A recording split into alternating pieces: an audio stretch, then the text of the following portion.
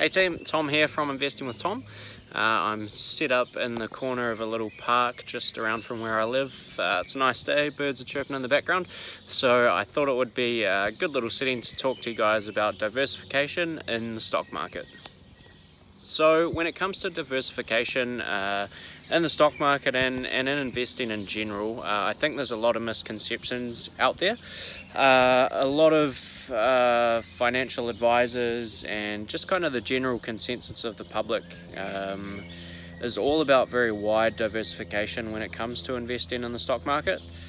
And this is pretty opposed to what a lot of people do in other types of investing. So it's very common for people to put hundreds of thousands of dollars, the vast majority of their net worth, into a single investment, and as you can probably guess, that investment is generally their house. And people don't really seem to bat an eye about that. But when you go ahead and do the same thing in the stock market, say pick 1, 2, 3 companies to pile a whole lot of money into, people start to get pretty nervous and concerned for you if you've taken that kind of strategy. So I wanted to talk a little bit about why I tend to disagree with heavily diversifying in the stock market, and just kind of giving you my thoughts on that. So to set the scene and talk a little bit about what diversification actually is and what it achieves.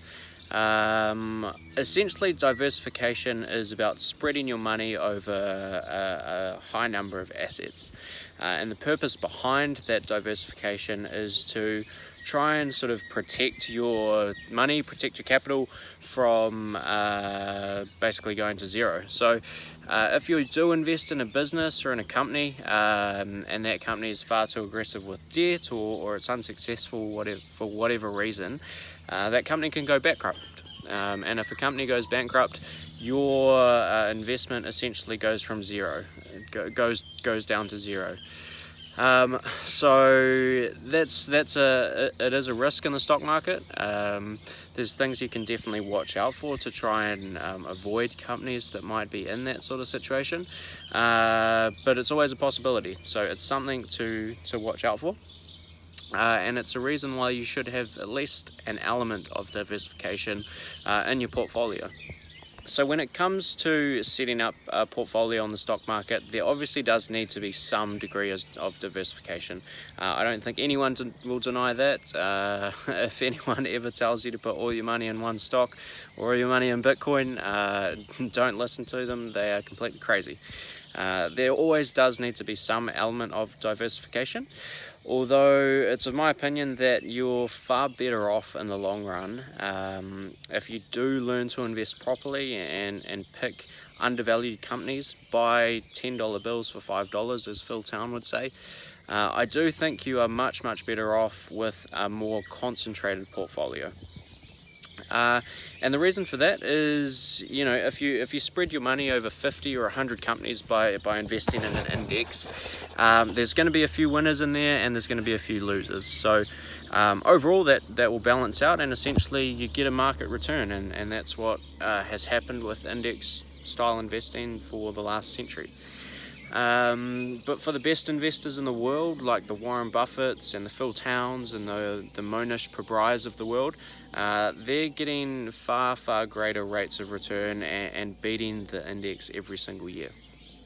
And they're not doing that through wide diversification. They're picking really good companies quite infrequently. So Warren Buffett, for example, over the past 2 years, he's really only bought Apple and some airlines. He's done a handful of other small moves, but in the grand scheme, he's really only made a couple of investment choices. And he's managing more money than just about anyone on the planet. So to be successful and generate high rates of return, you don't need to be investing frequently. You don't need to be investing in a wide number of companies. You just need to pick the winners, and they're not going to be the Amazons of the world and buying Apple in the late 90s. They're going to be buying really good companies that you can predict pretty accurately what they're going to do in the future, and it's all about buying them when they're on sale. So in my opinion, diversification is a little bit of a myth. I think you're much better off buying those individual really good companies when that perfect pitch kind of comes along, as Warren Buffett would say, and going in heavy. So I think the next little section we should probably talk about is sort of finding a good balance of diversification. So we obviously don't want to be investing 100% of our money in one company. We also don't want to only be investing sort of 1% of our money in a company. And if we are right, we want to get as much exposure to that great decision as we realistically can. So let's talk about the best strategy in terms of diversifying your portfolio. So when I'm thinking about capital allocation and kind of splitting my money between different companies, I tend to follow the guidelines of Phil Town. So typically what Phil Town recommends from Rule 1 Investing is when you find that perfect pitch, you want to go on heavy. You want to invest at least 10% of your portfolio into that stock pick, but probably no more than 20%. So that will leave you with essentially a bare minimum of around 5 companies and an upper limit of about 10. So the other factor, although I think that gives some really good guidelines, the other factor that we need to consider when we're building up a stock market portfolio, especially if you're in the really early stages. Personally, I'm 23 years old right now, and I'm in my first sort of 2 years of investing, and I actually own less than 5 companies at this point. So if you are in those really early stages, I don't think you should be going out and buying 5 to 10 companies in one hit. I think you should take a step back, learn as much as you possibly can, and accumulate really good companies at really good prices over time. Feel free to hold a big position of cash in your portfolio. As Warren Buffett says, and I know I'm putting in a lot of Warren Buffett quotes here, but I watch a lot of his stuff and I think he's fantastic. As Warren Buffett says, if you're not sure, don't. So if you're not sure on a pick, if you're not 100% comfortable with putting your money into something, if you wouldn't hold that investment for at least a decade, don't put money into that stock. Don't write it up or don't buy it just because you're trying to write up the price in the short term. Invest for the long term. Take your time with these decisions and make sure they're really good ones.